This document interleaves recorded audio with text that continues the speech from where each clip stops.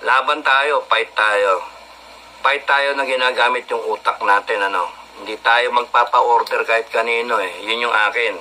We will try to preserve not only the lives of the Filipino people, your families, we will also try to preserve your life, mga FGF.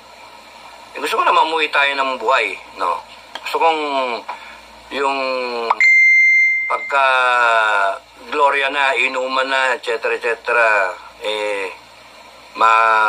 Masaya tayo magkakaroon. Uy, paano natin pinayak yung mga incheck, ano? Yung mga nag-iisip ng mga missile, wag nyo, kung tinamaan ng missile, ditimbog tayo, ganun din naman eh. Kung, yun yung, kaya nga, hindi nga kami natatakot dyan eh. Pagka tinamaan tayo, yari tayo, ganun lang. I'm confident naman na hindi tayo, mahal kasi missile eh. Para gamitan mo ang,